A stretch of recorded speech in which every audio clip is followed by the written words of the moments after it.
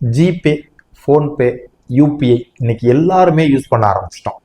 இதை யூஸ் பண்றதுனால நிறைய நல்லதும் இருக்கு, கெடுதலும் இருக்கு. என்னென்ன நல்லது கெடுதல் இருக்குன்னு சொல்லி பார்ப்போம். இப்போ நீங்க யூஸ் பண்றதுனால சில்லறை எங்கேயுமே கொண்டு போக தேவையில்லை. ஈவன் நீங்க 5 ரூபாய்க்கும் பே பண்ணலாம், 10 ரூபாய்க்கும் பே பண்ணலாம், 500 ரூபாய்க்கும் பே பண்ணலாம்.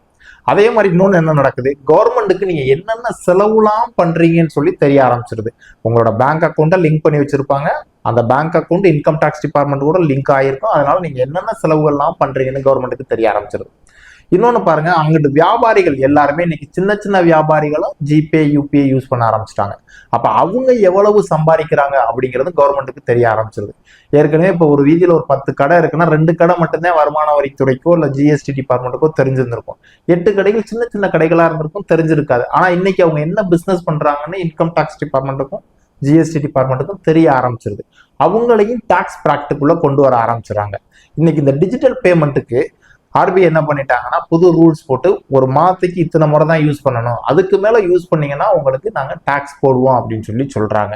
இந்த மாதிரி கவர்மெண்ட் வேணுக்கும்னே கூட சில நேரம் சில்லறை கட்டுப்பாட்டை கிரியேட் பண்ணி உங்களை டாக்ஸ் பிராக்கெட்டுக்குள்ள கொண்டு வந்துருவாங்க.